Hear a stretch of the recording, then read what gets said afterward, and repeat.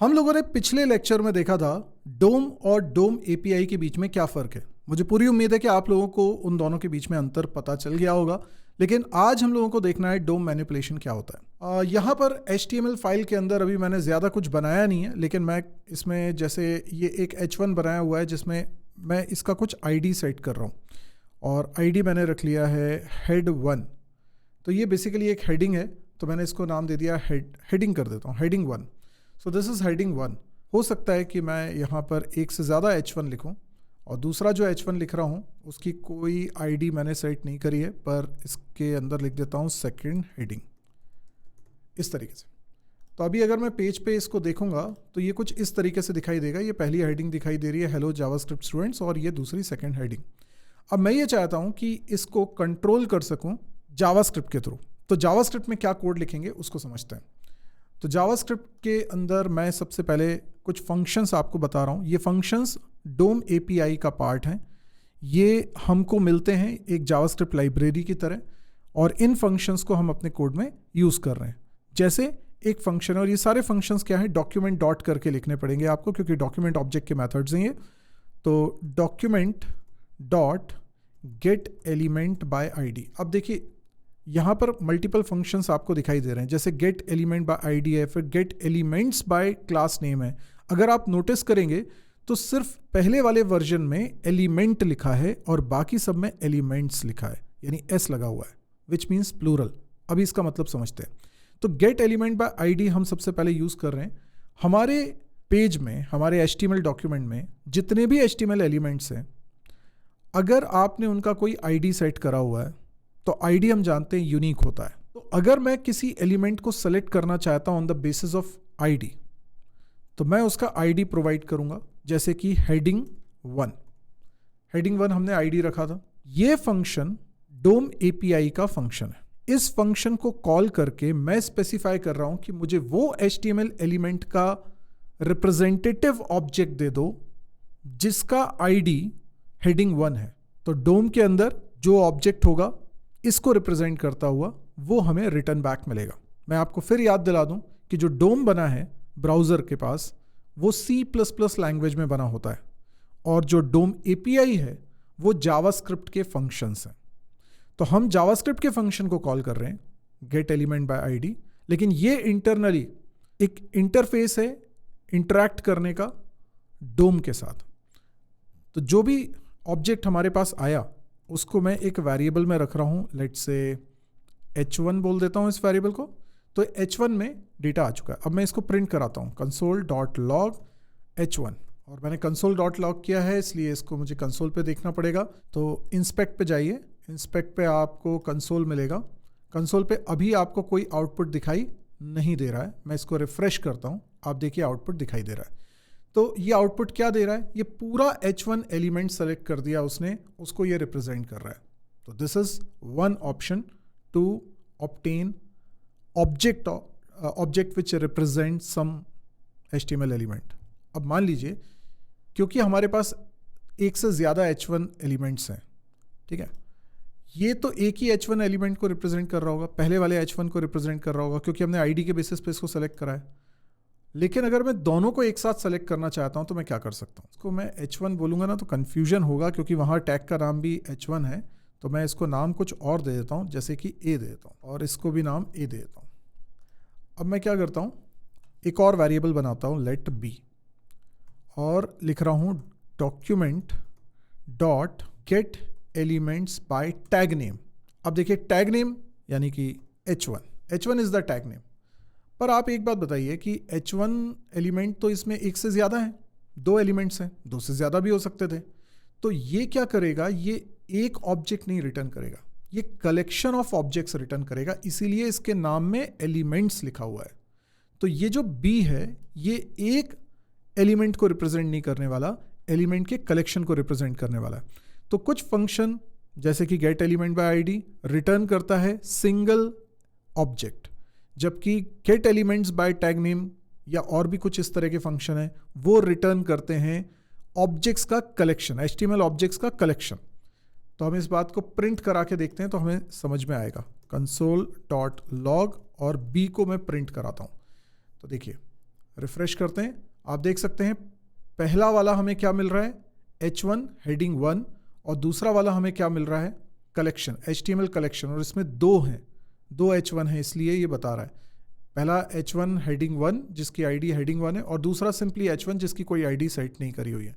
तो ये बता रहा है। अगर आप इसको एक्सपेंड करेंगे ना तो आपको इसमें काफ़ी सारी और भी चीज़ें मिलती हैं, क्योंकि ये जो एलिमेंट होता है इसके और भी कई सारे, मतलब इस ऑब्जेक्ट के पास और भी कई सारी प्रॉपर्टीज़ होती हैं। एनीवेज, हम लोगों ने देखा, अब ये B0 अगर मैं लिखता हूँ तो ये पहले वाले H1 को रिप्रेजेंट करेगा, और अगर मैं B1 लिखूंगा तो ये दूसरे वाले H1 को रिप्रेजेंट करेगा। console.log, मतलब आप इसे एक एरे की तरह ट्रीट कर सकते हैं कि B जो है वो एक एरे है, और B0 कर दूंगा तो पहले H1 को रिप्रेजेंट करेगा, B1 कर दूंगा तो ये दूसरे H1 को रिप्रेजेंट करेगा। देखिए मैं लिख रहा हूँ B1 और अब रन करता हूँ। अब देख सकते हैं कि पहला H1, उसके बाद दूसरा जो आउटपुट आया, पहले तो A की वैल्यू प्रिंट हुई है, राइट। तो A की वैल्यू क्या है, A की वैल्यू पहला वाला H1 है, तो इसलिए उसने उसको प्रिंट कर दिया। और फिर दूसरे में मैं B0 की वैल्यू प्रिंट कर रहा हूँ, जो कि क्या है, वो भी H1 एलिमेंट ही है, पहला वाला H1 एलिमेंट, और दूसरा वाला H1 एलिमेंट B1 से रिप्रेजेंट हो रहा है। तो इस तरीके से हम सेलेक्ट कर सकते हैं। इसी तरीके से हमारे पास फंक्शन है क्लास एट्रीब्यूट को लेकर भी। अब जैसे मान लीजिए कि यहाँ पर एक और एलिमेंट है पैराग्राफ, ठीक है, इसमें कुछ लिख देता हूँ lorem 20, ठीक है। अब इसका मैं कुछ क्लास एट्रीब्यूट सेट करता हूँ, जैसे मैंने लिख दिया C1 is the class attributes value, और अगर मैं इस वाले H1 पे भी क्लास एट्रीब्यूट की वैल्यू सेट कर दूं और सेम C1, हमें क्या मालूम है कि जब हम टैग नेम के थ्रू सेलेक्ट करते हैं तो होमोजीनियस एलिमेंट सेलेक्ट होते हैं, और क्लास एट्रीब्यूट की वैल्यू से सेलेक्ट करते हैं तो हेट्रोजीनियस एलिमेंट सेलेक्ट हो सकते हैं। किसी भी एलिमेंट का क्लास एट्रीब्यूट, जैसे यहाँ दो अलग अलग तरह के एलिमेंट है H1 और P, और दोनों का क्लास एट्रीब्यूट की वैल्यू सेम है, तो ये हेट्रोजीनियस एलिमेंट्स हो गए। पर ये एक ग्रुप है, तो मैं इसको भी सेलेक्ट कर सकता हूँ। अब इसको कैसे सेलेक्ट करूँगा, तो मैंने लिखा let c sign document dot get elements, देखिएगा get elements by class name, आप इसको सेलेक्ट कर लीजिए और इसमें क्लास नेम लिख दीजिए C1। तो ये C जो निकल कर आया ये क्या है, console.log, और यहाँ पे C की वैल्यू प्रिंट कराते हैं। तो C क्या प्रिंट करेगा, ये भी HTML कलेक्शन है, और इस कलेक्शन में भी दो एलिमेंट्स आपको मिलने वाले हैं। चला के देखते हैं। यस, देखिए HTML कलेक्शन 2 लिखा हुआ है, एक है H1 जिसका .C1 लिखा है, मतलब डॉट कब लगाते हैं, क्लास एट्रीब्यूट की वैल्यू के लिए, और दूसरा पैराग्राफ है P.C1। तो इस तरीके से हम ऑब्जेक्ट्स ऑब्टेन करते हैं। हमारे पास एक और फंक्शन है गेट एलिमेंट्स बाय नेम। जैसे आप लोगों ने देखा है कि फॉर्म के एलिमेंट्स हम बनाते हैं तो उसमें नेम एट्रीब्यूट हम यूज़ करते हैं, राइट। अच्छा, अगर मान लीजिए कलेक्शन में एक ही एलिमेंट होता तो भी वो एरे ही रिटर्न करता, लेकिन उसमें सिंगल एलिमेंट होता। अब अगर जैसे B0 B1 आया ना तो उसमें सिर्फ B0 होता।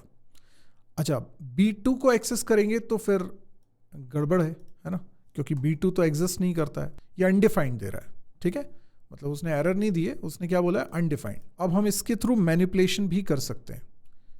मैनिपुलेशन करने का मतलब है कि उसमें कुछ चेंजेस करना चाह रहे हो। जैसे अभी हमारे पास ABC 3 वेरिएबल्स हैं, मैं लिखता हूँ A डॉट, अब A क्योंकि एक सिंगल ऑब्जेक्ट है, ये ध्यान रखिएगा। B HTML कलेक्शन का ऑब्जेक्ट है, तो B एक एरे है समझ लो, C एक एरे है, पर A एरे नहीं है, इस सिंगल ऑब्जेक्ट है। तो A के बाद आप डायरेक्टली डॉट लगा सकते हो और लिख सकते हो इनर टेक्स्ट, और इसकी वैल्यू आपने चेंज कर दी, इधर लिख दिया वेलकम, ठीक है। तो ये चलेगा तो क्या होगा, ये हेडिंग चेंज हो जाएगी। देखिए वेलकम हो गई हेडिंग, ठीक है। सारे console.log मैंने हटा दिए थे, सेकंड वाला एलिमेंट। इसका इनर HTML आप देख रहे हो, पहले मैंने इनर टेक्स्ट यूज़ किया था, अब इनर HTML यूज़ कर रहा हूँ, इसकी वैल्यू चेंज कर रहा हूँ, यहाँ लिख देता हूँ माय सर जी। अब आप देखिएगा इससे भी क्या हुआ, इससे भी सेम चेंजेस हुए, सेम तरीके से चेंजेस हो गए। अब मैं ये पैराग्राफ का कंटेंट चेंज करने वाला हूँ, तो पैराग्राफ का कंटेंट कैसे चेंज करेंगे, C1 रिप्रेजेंट कर रहा है पैराग्राफ को, और उसमें मैं चेंज करता हूँ टेक्स्ट कंटेंट, और टेक्स्ट कंटेंट की वैल्यू लिख देता हूँ this is a dynamically generated paragraph.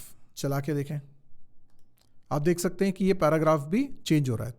अब हमें ये समझना है कि ये जो 3 अलग अलग तरह के प्रॉपर्टीज़ को हमने यूज़ किया है, इनमें फ़र्क क्या है ना, इनके बारे में हमको पढ़ना है। तो मैं इनके बारे में पहले बता देता हूँ। इनमें थोड़ा बहुत डिफरेंस है। अब डिफरेंस को समझने के लिए ना मैं इसकी वैल्यू को प्रिंट करा के आपको बताता हूँ। अब बात ये है ना कि मैंने पहले वाले एलिमेंट को ही तीनों तरीके से प्रिंट करा के बता रहा हूँ, अभी भी सेम ही आएगा, अभी कोई अंतर नहीं आएगा।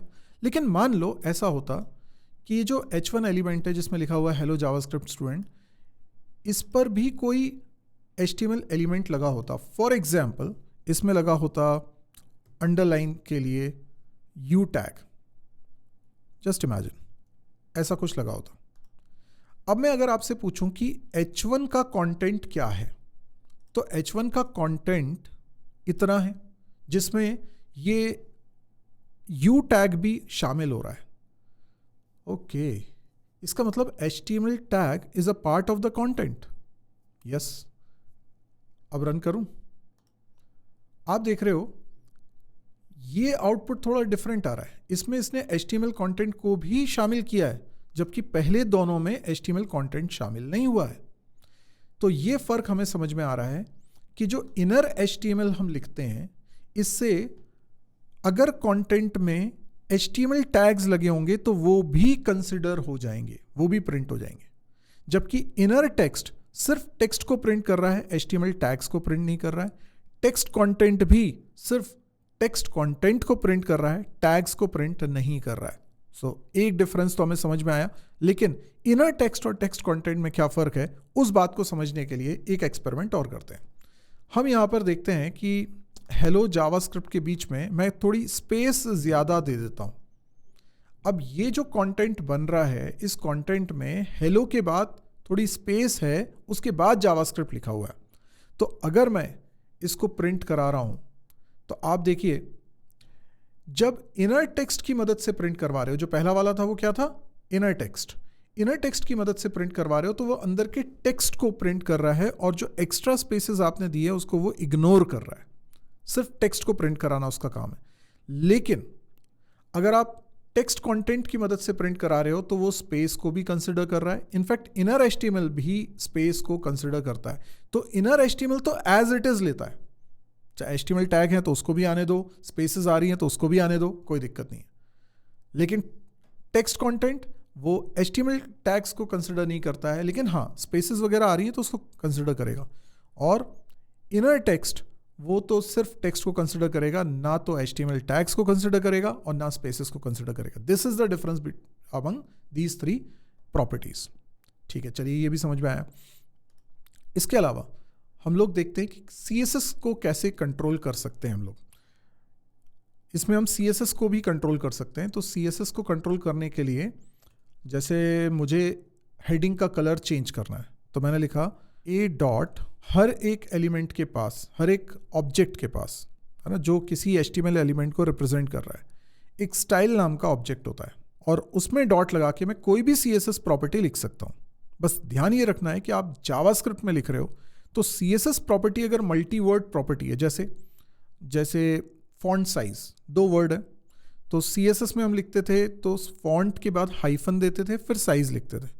यहाँ पे आपको कैमल केस में लिखना है, हाइफन नहीं लगाना। आप लिखोगे फॉन्ट साइज, तो देखो साइज का S कैपिटल है, इस तरीके से लिखना। Got it? तो अगर मल्टी वर्ड है तो इस बात का ध्यान रखना। अब मैंने यहाँ पर कर दिया कलर प्रॉपर्टी, और यहाँ कोलन नहीं लगता जैसे CSS में लगता है, यहाँ जावास्क्रिप्ट है।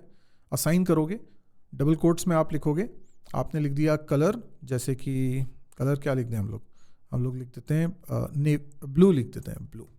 ठीक है, ब्लू कलर कर दिया मैंने। अब देखिए इसको रन करते हैं, ये ब्लू कलर से दिखाई दे रहा है आपको। ठीक है, अंडरलाइन तो यू टैग के कारण हमें दिख रही है, ये यू टैग लगाया हुआ है इसलिए। बाकी इसके कारण हमने स्टाइल भी चेंज कर दी, और भी कुछ स्टाइल चेंज करना है कर सकते हैं। इनफैक्ट पूरे बॉडी का बैकग्राउंड कलर चेंज करना है अगर हमको, तो वो कैसे होगा? तो बॉडी का बैकग्राउंड कलर चेंज करने के लिए आपके पास और सिंपल तरीका है। आप लिख सकते हैं, आपको सेलेक्ट करने की ज़रूरत ही नहीं है, मतलब आपको गेट एलिमेंट बाय फंक्शन इनको यूज़ करने की ज़रूरत नहीं है। आप सीधे लिखो document dot body. Yes, document object के पास डायरेक्टली बॉडी को रिप्रेजेंट करता हुआ ऑब्जेक्ट होता है। तो इसके स्टाइल में बैकग्राउंड कलर कैसे लिखेंगे? अब इसको बैकग्राउंड कलर, तो कलर का C कैपिटल है और बैकग्राउंड कलर क्या कर दिया जाए, मैंने लिखा #33 हेक्साडेसिमल कोड मैंने दे दिया, तो इस तरीके से डार्क कलर में चला गया। और मैं चाहता हूँ कि जो कलर हो वो ऑरेंज हो जाए, तो document dot body dot style dot colour, इसको कर देता हूँ ऑरेंज रेड। तो ये इस तरीके से आपको दिखाई देगा। तो आप बॉडी एलिमेंट को तो डायरेक्ट एक्सेस कर पा रहे हो, बाकी आपको किसी भी एलिमेंट पर करना है स्टाइल लगाकर, स्टाइल डॉट लगाकर आप CSS प्रॉपर्टी कंट्रोल कर सकते हो। अच्छा, जैसे ये मैंने आपको फंक्शंस बताया ना, gate element by ID, gate element by tag name, gate element by class name, क्या आप क्लास नेम के पहले डॉट लगा रहे हो? नहीं, डबल कोट्स में सीधे क्लास नेम के एट्रीब्यूट की वैल्यू लिख रहे हो। क्या आप टैग नेम में, हाँ टैग नेम में तो चलो ऐसे ही लिखते हैं, क्या एलिमेंट बाय आईडी, तो आईडी की वैल्यू दे रहे हो तो हैश लगा रहे हो। मतलब मैं कह रहा हूँ जैसा CSS में लिखते थे वैसा लिख रहे हो क्या? नहीं, वैसा नहीं लिख रहे हो। लेकिन अगर आप, एक फंक्शन होता है डॉक्यूमेंट डॉट क्वेरी सेलेक्टर, इसको यूज करते हो तो इसमें एग्जैक्टली वैसे ही लिखना जैसा CSS में लिखते थे। अगर आपको आईडी के थ्रू सेलेक्ट करना है एलिमेंट को तो आप लिखोगे हेडिंग 1, लेकिन आपको क्या लगाना पड़ेगा, हैश लगाना पड़ेगा। और उसके बाद यहां पर मैं लिख लेता हूं लेट ए, ठीक है। तो अब ये ए वेरिएबल ऊपर भी बनाया हुआ है तो उसको कर देता हूं मैं कमेंट। क्लियर है? तो वही चीज़ है, सेम चीज़ है, पर अब मैं क्वेरी सेलेक्टर फंक्शन की मदद से काम कर रहा हूँ, गेट एलिमेंट बाय आईडी को यूज़ नहीं कर रहा हूँ। तो आप इसको भी कर सकते हो, पर आपने देखा यहाँ पर मुझे हैश लगाना पड़ा। बाकी तो देखो सब कुछ सेम ही है, तो आउटपुट सेम आना चाहिए। देखिए आउटपुट सेम है, कोई अंतर नहीं है। इसका मतलब हम ऐसा कर सकते हैं। बस अंतर क्या रखना है आपको, क्वेरी सेलेक्टर फंक्शन में आपको CSS स्टाइल में सेलेक्टर्स को लिखना पड़ता है डबल कोट्स में या सिंगल कोट में। अच्छा, अगर मान लीजिए आप लिख रहे होते क्लास एट्रीब्यूट, तो क्लास एट्रीब्यूट के लिए आप क्या कर सकते थे, क्लास एट्रीब्यूट के लिए लिख सकते थे .C1, ठीक। बट एक मिनट, ये है क्वेरी सेलेक्टर और इसको मान लो मैं C में सेलेक्ट कर लेता हूँ, ठीक है, और ये कमेंट हटाता हूँ एंड यहाँ पे वापस से कमेंट लगाता हूँ, ठीक। अब हम क्या सोच रहे हैं कि जैसे गेट एलिमेंट बाय आईडी के लिए हमने क्वेरी सेलेक्टर को यूज़ किया था, उसी तरीके से क्वेरी सेलेक्टर को हम यूज़ कर रहे हैं gate elements by class name की जगह पर। बस हमें करना ये पड़ा कि यहाँ पे C1 डायरेक्ट लिख रहे थे, यहाँ पे .C1 लिख रहे हैं। लेकिन नहीं, एक फ़र्क और है। फ़र्क ये है कि gate elements by class name HTML collection return करता है, मतलब एरे ऑफ ऑब्जेक्ट्स, जबकि query selector always single object return करेगा। पर आप कहते हो कि क्लास एट्रीब्यूट की वैल्यू C1, ये तो मल्टीपल एलिमेंट्स में सेम है, तो फिर तो मल्टीपल एलिमेंट सेलेक्ट होने चाहिए। नहीं, क्वेरी सेलेक्टर ऑलवेज एक ही एलिमेंट सेलेक्ट करता है, एक ही ऑब्जेक्ट रिटर्न करेगा। तो फिर कौन सा वाला करेगा? हमारे C1 क्लास एट्रीब्यूट जो है वो कई HTML एलिमेंट्स पर है, तो जो पहला HTML एलिमेंट है जिसके क्लास एट्रीब्यूट की वैल्यू C1 है वो सेलेक्ट होगा। तो ये कभी C0 करके नहीं लिख सकते अब आप, ठीक है ना। चेंजेस कर देता हूँ मैं, C dot style dot colour, इसकी वैल्यू कर देता हूँ मैं लाइट ग्रीन। तो देखिए लाइट ग्रीन कौन सा होता है, ये सिर्फ इसको इसने किया, जबकि देखो क्लास एट्रीब्यूट की वैल्यू C1 इस पैराग्राफ के लिए भी थी और इस H1 के लिए भी थी। इन दोनों के क्लास एट्रीब्यूट की वैल्यू C1 थी, पर असर केवल इसी पे हुआ क्योंकि ये सिंगल ऑब्जेक्ट रिटर्न करता है, ये कलेक्शन ऑफ ऑब्जेक्ट्स रिटर्न नहीं करता। पर आप बोल रहे हो मुझे तो कलेक्शन ऑफ ऑब्जेक्ट्स चाहिए, ठीक है, तो फिर एक फंक्शन होता है क्वेरी सेलेक्टर ऑल। जैसे मैं इसको हटाता हूं, पर क्योंकि ये फाइल शेयर करूंगा तो मैं कमेंट कर देता हूं, ठीक है। तो यहां पर मैं लिखूंगा क्वेरी सेलेक्टर ऑल। ये क्या करेगा, ये कलेक्शन ऑफ ऑब्जेक्ट्स रिटर्न करता है ऑलवेज। तो ये C आ गया, तो अब मुझे C0 लिखना पड़ेगा अगर पहले एलिमेंट पर आप करना चाह रहे हो तो, और दूसरे एलिमेंट पे करना चाह रहे हो तो C1 लिखना पड़ेगा, ठीक है। जैसे मैंने C1 लिखा तो ये पैराग्राफ के कलर को चेंज करेगा, इसने हेडिंग के कलर को चेंज नहीं किया, सिर्फ पैराग्राफ के कलर को चेंज किया। तो अब हमारे पास क्वेरी सेलेक्टर फंक्शन भी है, क्वेरी सेलेक्टर ऑल फंक्शन भी है। दोनों में फ़र्क समझ में आया? दोनों में लेकिन CSS स्टाइल में सेलेक्टर लिखा जाता है। बाकी तो हमारे पास गेट एलिमेंट वाले फंक्शंस भी हैं, आप उनके थ्रू भी काम कर सकते हो। कैसे हम HTML एलिमेंट क्रिएट कर सकते हैं, अगर हमें कोई नया HTML एलिमेंट क्रिएट करना है तो वो कैसे करेंगे, तो अभी इस पूरे को ना कमेंट कर रहा हूँ मैं, और अब यहाँ पर मैं कुछ HTML एलिमेंट क्रिएट करना चाहता हूँ। जैसे यहाँ पर एक और मैं H2 बना दूँ, H2 एलिमेंट बना दूँ। ठीक है, कैसे बनाते हैं देखिए, मैं एक वेरिएबल ले रहा हूँ, इसका नाम लिखता हूँ, ए नाम रख लेता हूँ, डॉक्यूमेंट डॉट। अब डॉक्यूमेंट के पास ना एक फंक्शन और होता है, जैसे गेट एलिमेंट बाय आईडी या ये फंक्शंस थे, इससे तो जो HTML एलिमेंट ऑलरेडी एग्जिस्ट कर रहा है उसी का ऑब्जेक्ट आपको मिलेगा। पर मुझे नया एलिमेंट क्रिएट करना है तो मेरे पास एक फंक्शन होता है क्रिएट एलिमेंट, और जो एलिमेंट क्रिएट करना है वो बता दो। तो मैंने कहा मुझे एक H2 एलिमेंट क्रिएट करना है। अच्छा, इतने भर से क्या H2 एलिमेंट क्रिएट हो जाएगा? देखो, ये डोम में तो हमने क्रिएट कर दिया है, पर ये एक्चुअल में अटैच नहीं हुआ है इस डोम के अंदर। एक ऐसा सोचो कि डोम एक ट्री है, एक डेटा स्ट्रक्चर है, ट्री डेटा स्ट्रक्चर है, उसमें एक नया नोड मुझे ऐड करना है। अभी ये जो नोड है ना, अब नोड टर्मिनोलॉजी आपको समझ में आ रहा है? डेटा स्ट्रक्चर अगर आपने पढ़ा है और इस तरह के प्रोग्राम्स बनाए, डेटा स्ट्रक्चर को इंप्लीमेंट किया, तो आपको मालूम है नोड क्या होता है। तो डेटा स्ट्रक्चर में हर एक एलिमेंट को रिप्रेजेंट करता हुआ एक एक नोड होगा। तो वो तो जो एग्जिस्टिंग HTML एलिमेंट्स हैं उनका डोम बना होता है, डोम ट्री बना होता है। अब मैं एक नया एलिमेंट क्रिएट कर रहा हूं, तो मैंने एक नया नोड बनाया, पर ये नोड अभी ट्री में अटैच नहीं हुआ है, इंसर्ट नहीं हुआ है। तो जब तक इंसर्ट नहीं हुआ है ये हमारे पेज का हिस्सा नहीं बनेगा, यानी कि अभी कोई H2 एलिमेंट इसमें नहीं आएगा। क्लियर है?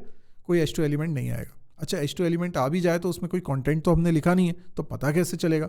तो मैं क्या करता हूँ, इसका कुछ कंटेंट भी सेट करता हूँ। जैसे A से रिप्रेजेंट कर रहे हैं हम H2 एलिमेंट को, और A ऑब्जेक्ट के पास एक सारी प्रॉपर्टीज़ हैं, टेक्स्ट कंटेंट। अब आपको इनमें अंतर भी पता है। मान लीजिए मैं इनर टेक्स्ट लिख रहा हूँ और इनर टेक्स्ट में मैंने लिख दिया सौरभ। अब ये आ जाना चाहिए हेडिंग में, पर अभी भी ये दिखाएगा नहीं। ठीक है, अभी हेडिंग आई नहीं। क्यों? क्योंकि अभी ये नोड तैयार हो रहा है, नोड के एट्रीब्यूट सेट हो रहे हैं, लेकिन नोड को हमने ऐड नहीं करा है। किस में ऐड नहीं किया है? डोम में ऐड नहीं किया। अच्छा, डोम में ऐड करोगे तो कहाँ इंसर्ट करोगे ये भी तो बताना पड़ेगा, क्योंकि वहाँ तो जो डोम ट्री है उसमें तो कई सारे नोड्स हैं, है ना, डिपेंडिंग कि हमारे HTML एलिमेंट्स कितने हैं। तो एक बॉडी एलिमेंट होगा, बॉडी के 3 चाइल्ड एलिमेंट होंगे, एक H1, दूसरा H1, तीसरा P, या चौथा स्क्रिप्ट भी है, तो 4 चाइल्ड एलिमेंट्स होंगे, चाइल्ड नोड्स होंगे। तो आप कहाँ रखना चाह रहे हो? मैंने कहा बॉडी में रखना चाह रहा हूँ, बॉडी के चाइल्ड के रूप में रखना चाह रहा हूँ। ठीक है, बॉडी के चाइल्ड के रूप में रखना चाह रहा हूँ, तो मैं वैसा लिखता हूँ। मैं लिखता हूँ डॉक्यूमेंट डॉट बॉडी।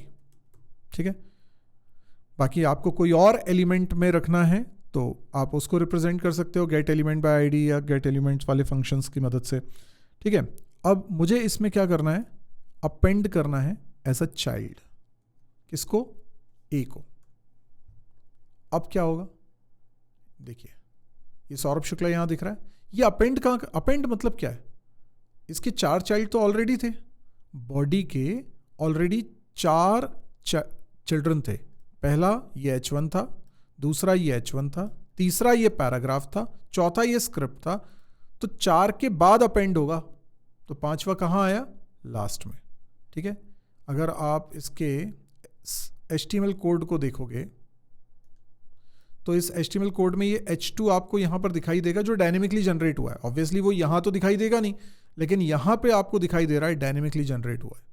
तो इस तरीके से हम कोई भी HTML एलिमेंट क्रिएट कर सकते हैं और किसी भी एलिमेंट का चाइल्ड बना सकते हैं। मैंने एक चीज़ आपको सिखा दी कि कैसे नया एलिमेंट क्रिएट करते हैं और कैसे उसे ऐड करते हैं हमारे डोम ट्री में। अब हमको ये देखना है कि अगर मुझे किसी एलिमेंट को रिमूव करना है। अब देखो, हमारे पास ऑलरेडी एक H1 है जिसके क्लास एट्रीब्यूट की वैल्यू C1 है। ठीक है, मुझे इसको रिमूव करना है, सेकेंड हेडिंग वाले को रिमूव करना है। तो अब इसको रिमूव कैसे करें? पहले तो इसका ऑब्जेक्ट हासिल करो। तो मैंने लिखा लेट बी असाइन। अब आप इसे टैग नेम से भी सेलेक्ट कर सकते हो, क्लास एट्रीब्यूट से भी सेलेक्ट कर सकते हो। तो मैंने लिखा document dot get elements bye tag name. अगर टैग नेम से सेलेक्ट करना चाह रहे हो तो आपने लिखा H1, और आप जानते हो कि ये दूसरा वाला है। ठीक है, 2 H1 है तो ये दूसरा वाला है, तो B1 से रिप्रेजेंट होगा। पर मैं एक और काम कर सकता हूँ, मैं यहीं पर स्क्वायर ब्रैकेट लगा के 1 लिख देता हूँ। तो पहले तो इसने रिप्रेजेंट किया HTML कलेक्शन को, सारे H1 एलिमेंट्स को रिप्रेजेंट करने वाले HTML कलेक्शन, उसमें मैंने इंडेक्स 1 भी कर दिया। तो इसका मतलब है जो सेकंड वाला H1 है वो सीधे सेलेक्ट हो गया। तो B सिंगल ऑब्जेक्ट है, वो कलेक्शन ऑफ ऑब्जेक्ट्स नहीं है, सिर्फ सेकंड वाला H1 को रिप्रेजेंट करने वाला ऑब्जेक्ट B में आया है। ठीक है, तो B रिप्रेजेंट कर रहा है सेकंड वाले को। अब मैं क्या करना चाह रहा हूँ, इसको रिमूव करना चाह रहा हूँ। तो मैंने लिखा B डॉट रिमूव सिंपली, तो ये रिमूव हो जाएगा। क्लियर? देखिएगा मैं रन करूंगा, ये सेकंड हेडिंग यहां से हट जानी चाहिए, सेकंड हेडिंग यहां से डिलीट हो गई। तो इस तरीके से आप रिमूव भी कर सकते हैं। तो कोई नया एलिमेंट क्रिएट करना, रिमूव करना बहुत ही सिंपल है। तो आई होप आपको बेसिक डोम मैनिपुलेशन समझ में आ रहा होगा। हमने मेन बातें अगर समझे तो हमने ये सीखा कि हमें कोई भी एग्जिस्टिंग HTML एलिमेंट या ग्रुप ऑफ HTML एलिमेंट्स को रिप्रेजेंट करने वाले ऑब्जेक्ट अगर चाहिए तो कौन से फंक्शंस यूज करने हैं। दूसरा, हमने ये समझा कि उसके थ्रू हम उसके कंटेंट को कैसे चेंज कर सकते हैं, उसके CSS को कैसे कंट्रोल कर सकते हैं। तीसरा, हमने ये समझा कि हम कैसे नए HTML एलिमेंट्स क्रिएट कर सकते हैं और डोम ट्री में मनचाही जगह पर इंसर्ट कर सकते हैं। फिर हमने देखा कि कैसे हम एलिमेंट को रिमूव कर सकते हैं। तो ये सारी चीज़ें डोम मैनिपुलेशन कहलाती हैं। आई होप आपको समझ में आ गया होगा। लेकिन एक बहुत ही इंपॉर्टेंट चीज़ डोम के अंदर आती है जो हमको सीखना पड़ेगा, वो है इवेंट हैंडलिंग। बहुत ही इंपॉर्टेंट है, वो डोम के अंदर ही आता है, लेकिन उसको हम सेपरेट लेक्चर में कवर करेंगे नेक्स्ट लेक्चर में। अगर आपको वीडियोस पसंद आ रहे हैं तो इसे लाइक करिए, शेयर करिए जितना हो सकता है, ताकि ज़्यादा से ज़्यादा व्यूज़ आएँ इस प्लेलिस्ट पे। प्लेलिस्ट का लिंक आपको वीडियो के डिस्क्रिप्शन में मिल रहा है और नोट्स भी आपको मिल जाते हैं वीडियो के डिस्क्रिप्शन में। तो एक बार डिस्क्रिप्शन को ज़रूर चेक कर लीजिएगा। आज के लिए इतना ही, थैंक यू।